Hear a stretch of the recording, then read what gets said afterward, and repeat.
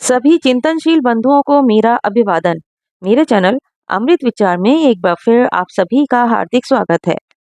सबसे पहले जिन लोगों ने मेरे चैनल को सब्सक्राइब किया है उन सभी का बहुत बहुत आभार, और जिन लोगों ने अभी तक मेरे चैनल को सब्सक्राइब नहीं किया है या जो लोग पहली बार मेरे चैनल से जुड़ रहे हैं, कृपया मेरे चैनल को सब्सक्राइब करें, लाइक करें और ज़्यादा से ज़्यादा लोगों को शेयर करें, जिससे मैं इसी प्रकार अन्य जानकारियां ज़्यादा से ज़्यादा लोगों तक पहुंचा सकूं।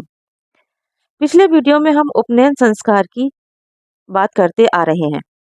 इस वीडियो में हम उपनयन संस्कार के अंतर्गत किए जाने वाले मुख्य कर्मों की चर्चा करेंगे। जिस दिन बालक का यज्ञोपवीत करना हो उससे 3 दिन या 1 दिन पहले ब्राह्मण का लड़का एक बार या अनेक बार सिर्फ दुग्धपान करे, क्षत्रिय का बेटा जौ का दलिया खाए और वैश्य का बेटा केवल श्रीखंड खाए। इसके लिए शतपथ ब्राह्मण का उल्लेख मिलता है। पयोव्रतो ब्राह्मण यवा गुरुवतो राजन्य आमीक्षाव्रतो वैश्य। अर्थात जब जब लड़कों को भूख लगे तब तब तीनों वर्ण के लड़के अपने अपने नियत इन तीनों पदार्थों का सेवन करें, अन्य कोई पदार्थ न खाएं। ब्राह्मण बनने की इच्छा वाले बालक के लिए गौदुग्ध का सेवन इस बात का सूचक है कि उसने सात्विक वृत्ति का बनना है। यवागु जौ को कहते हैं। अन्नों में जौ ताकत का सूचक है, इसीलिए घोड़ों को भी जौ खिलाया जाता है। होम्योपैथी में जौ का अरिष्ट बल देने के लिए काम में लाया जाता है। तभी कहा है कि क्षत्रिय बनने की इच्छा करने वाले बालक को जौ के दलिये का सेवन करना चाहिए। वैश्य के लिए श्रीखंड का प्रयोग लिखा है, क्योंकि श्रीखंड अर्थात श्री अर्थात लक्ष्मी के खंड का सूचक है। इन तीनों खाद्य पदार्थों का 3 या 1 दिन देना ही आवश्यक है। जिस दिन उपनयन संस्कार होना होता है उस दिन यज्ञ से पहले बालक का मुंडन कर्म किया जाता है। उपनयन के समय बालक आचार्य से कहता है कि मुझे ब्रह्मचर्य धारण कराइए। तब उसका उद्देश्य ब्रह्मचर्य पूर्वक अपना जीवन व्यतीत करना होता है। उपनयन संस्कार का प्रयोजन ही यह है कि बालक आचार्य के पास आकर प्रार्थना करता है कि मुझे ब्रह्मचर्य की दीक्षा दीजिए, जिससे मैं एक उत्कृष्ट व्यक्ति बन सकूं। चरित्र का निर्माण करते हुए अथवा चरित्र को बाहर से थोपा जा सकता है अथवा भीतर से उभारा जा सकता है। बाहर से थोपा हुआ चरित्र आरोपण है, जो कभी भी जीवन का अंग नहीं बन सकता, और भीतर से उभरना चरित्र का आरोहण है, जो जीवन का अंग बन जाता है। इसीलिए उपनयन संस्कार के समय बालक आचार्य के पास आकर कहता है कि हे भगवान, मैं ब्रह्मचर्य के जीवन में दीक्षित होने के लिए, ब्रह्मचारी बनने के लिए आपके पास आया हूँ। आप ऐसा आशीर्वाद दीजिए कि मैं ब्रह्मचारी बन जाऊं। उपनयन का अभिप्राय यह है कि बालक के अंतःकरण में उसके भीतर से ब्रह्मचारी बनने की भावना उदय होती है।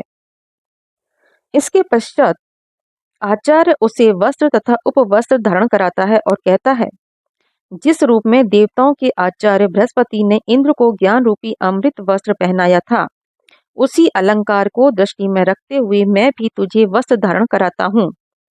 तुझे वस्त्र उपवस्त्र पहनाता हूँ, जो वस्त्र ज्ञान रूपी अमृत का प्रतीक है। ये वस्त्र उस ज्ञान तथा ब्रह्मचर्य के जीवन के प्रतीक हैं, जिनसे तुझे दीर्घ आयु प्राप्त होगी, बल मिलेगा, तेज मिलेगा। इन वस्त्रों को वस्त्र मात्र मत समझना। जैसे ये वस्त्र तुझे ढक रहे हैं, वैसे ब्रह्मचर्य की शिक्षा रूपी वस्त्र तुझे ढक कर तेरी रक्षा करेगी। इस विधि में आचार्य बालक को वस्त्र उपवस्त्र तथा यज्ञोपवीत धारण करने के लिए देता है, जो सब अलंकार के रूप में इस बात को इंगित करते हैं कि जैसे शरीर की रक्षा उसे ढकने वाले इन वस्त्रों से होती है, वैसे ही मन तथा आत्मा की रक्षा गुरुकुल वास में प्राप्त होने वाले ज्ञान से होती है, ब्रह्मचर्य पूर्वक जीवन यापन से होती है। अनृत से सत्य पालन का 5 बार व्रत ग्रहण करना। किसी संकल्प को पूरा करने का एक ही तरीका है, और वह है समाज के सामने व्रत लेना। उपनयन संस्कार के समय बालक आचार्य से ब्रह्मचर्य तथा विद्या ग्रहण करने की प्रार्थना करता है, परंतु आचार्य उससे पूछ सकता है कि क्या तुम जो कुछ पाने के लिए आए हो उसके लिए दृढ़ निश्चय करके आए हो। बालक कहता है, मैं ब्रह्मचर्य व्रत पालन की प्रतिज्ञा करता हूँ। हे आचार्य, मुझे मैं इस व्रत को आपके सम्मुख ग्रहण करता हूँ। मुझे ऐसा सामर्थ्य दें कि उपनयन संस्कार के अवसर पर ब्रह्मचर्य व्रत ग्रहण करते हुए उसे निभाने में मैं समर्थ हूँ। इस प्रकार सभ्य समाज के सम्मुख उपनयन संस्कार के अवसर पर ब्रह्मचर्य व्रत को ग्रहण करने को 5 बार दोहराना बालक को आत्मबल देता है और वह इस व्रत को सफलतापूर्वक निभाने का प्रयत्न करता है। यह मनोविज्ञान का नियम है जो कि व्रत सबके सामने लिया जाता है, उसे तोड़ते हुए आत्मा मनुष्य को धिक्कारता है, इसलिए वह उसको भंग करते समय 20 बार सोचता है। आचार्य का संकल्प। शिष्य को अपने समीप बिठाकर वह कहता है कि मेरे समीप आने वाले विद्यार्थी के साथ मेरा सदा संबंध बना रहे। यह कभी मेरी आंखों से ओझल ना हो। मानव सुलभ कमजोरियों से यह बालक युद्ध करता रहे। हम दोनों इस प्रेममय हिंसा रहित पर्यावरण में साथ साथ विचरण करें और यह बालक मेरे पास कल्याण को प्राप्त करे। जैसे उपनयन संस्कार के समय बालक ने अमृतमय जीवन को त्याग कर सत्य मार्ग पर आरूढ़ होने का व्रत लिया, वैसे ही आचार्य ने बालक के जीवन को कल्याणमय बनाने का संकल्प लिया। दोनों ने एक दूसरे के प्रति अपने को प्रेम सूत्र में बांध लिया। इसके पश्चात आचार्य अपनी अंजलि का जल बालक की अंजलि में 3 बार छोड़ता है। जब बालक तथा आचार्य व्रत तथा संकल्प के द्वारा एक दूसरे के साथ पुत्र तथा पिता के भाव से प्रेम सूत्र में बंध जाते हैं, तब आचार्य अपनी अंजलि में जल भरकर शिष्य की जल भरी अंजलि में छोड़ता है और शिष्य की अंजलि में जल आ जाने के पश्चात उस अंजलि को अंगुष्ठ सहित पकड़कर उसमें भरे जल को पृथ्वी पर छोड़ देता है। यह प्रक्रिया 3 बार की जाती है। इसका बहुत ही गूढ़ रहस्य है। शिष्य की अंजलि में जो जल है वह उसका अपना जन्मगत स्वाभाविक ज्ञान है। उसके ऊपर आचार्य अपनी अंजलि में जल भरकर रखता है। आचार्य की अंजलि में जो जल है वह आचार्य की अपनी विद्या है। आचार्य अपनी जल भरी अंजलि को शिष्य की जल भरी अंजलि में छोड़ देता है, अर्थात वह अपनी विद्या को शिष्य तक पहुंचा देता है, परंतु शिष्य उसे अपने पास नहीं रखता। वह भी अपनी तथा आचार्य से प्राप्त संपूर्ण विद्या को पृथ्वी पर फैला देता है। उसे अपने तक सीमित रखने के स्थान में संपूर्ण जगत में बांट देता है। यह क्रिया 1 बार नहीं 3 बार की जाती है, जिससे बालक के इस व्रत तथा आचार्य के इस संकल्प में संदेह की तनिक भी गुंजाइश न रहे। संस्कारों का काम, जैसा कि बार बार कहा गया है, भूमंडल में नव मानव का निर्माण करना। वह निर्माण तभी संभव हो सकता है जब वह खेल जो इन मंत्रों द्वारा उपनयन संस्कार के समय खेला जाता है, घर घर में खेला जाए और देश का बच्चा बच्चा यह व्रत ले। देश का एक एक आचार्य यह व्रत ले जो इन मंत्रों द्वारा उपनयन संस्कार के समय प्रत्येक बालक तथा प्रत्येक आचार्य को लेना है। इसके पश्चात बालक को सूर्यावलोकन कराया जाता है।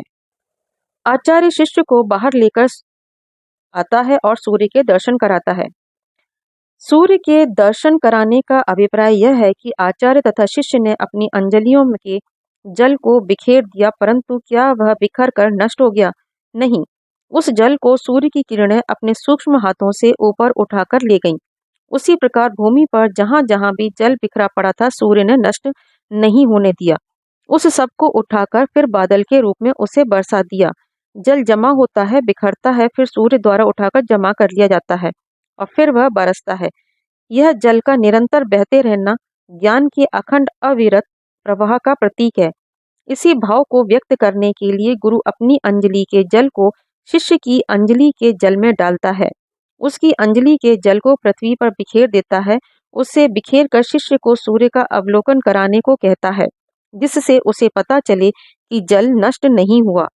सृष्टि के चक्र में वह सूर्य के माध्यम से सृष्टि में निरंतर चक्कर काटता रहता है। ठीक इसी प्रकार ज्ञान रूपी जल आचार्य से शिष्य को, शिष्य से भूमि के कोने कोने में बिखेर कर जैसे सूर्य के द्वारा जल निरंतर प्रवाहित होता रहता है, वैसे ही ज्ञानों के स्रोत भगवान के द्वारा मानव समाज के कल्याण के लिए निरंतर प्रवाहित होता रहता है।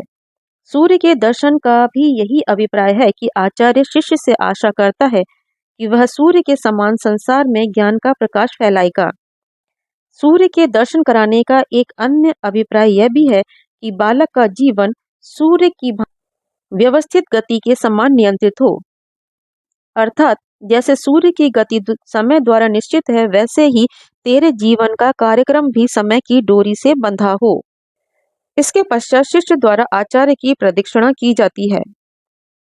आचार्य की सूर्य से उपमा दी गई है।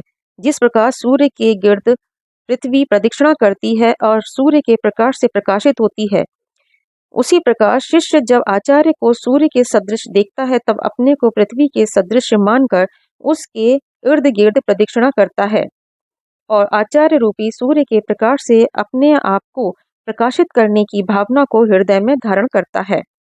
इसके पश्चात शिष्य का अंग स्पर्श किया जाता है। जब बालक आचार्य की प्रदक्षिणा करके उसके सम्मुख बैठ जाता है, तब आचार्य उसके दाएं कंधे को स्पर्श करता है, उदर तथा हृदय को स्पर्श करता है और बालक की मंगल कामना करता है।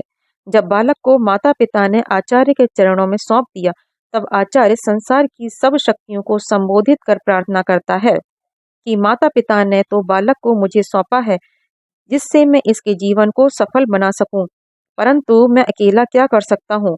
इसी भावना को लेकर आचार्य कहता है कि बालक को मुझे क्या सौंपा गया है, उसे मानो विश्व का निर्माण करने वाली सब शक्तियों के प्रति सौंपा गया है। मैं विश्व की सभी शक्तियों की सहायता से इसे संसार का उत्तम मानव बनने का संकल्प करता हूँ। उपनयन संस्कार की समाप्ति के पश्चात तथा यज्ञ की पूर्णाहुति करने के बाद माता पिता, आचार्य, संबंधी, इष्ट मित्र सभी लोग बालक अथवा बालिका को आशीर्वाद दें। ओम त्वं जीव शरदः शतम वर्धमाना आयुष्मान तेजस्वी वर्चस्वी भूया, अर्थात हे बालक, तुम आयुष्मान, यशस्वी, पुरुषार्थी और प्रतापी बनो। ओम त्वं जीव शरदः शतम वर्धमाना आयुष्मती तेजस्विनी वर्चस्विनी भूया, अर्थात हे बालिके, तुम आयुष्मती, तेजस्विनी, वर्चस्विनी अर्थात यशस्वी, पुरुषार्थी और प्रतापी बनो। आप सभी लोगों को ये जानकारी कैसी लगी, कृपया मुझे कमेंट करके अवश्य बताइएगा। धन्यवाद।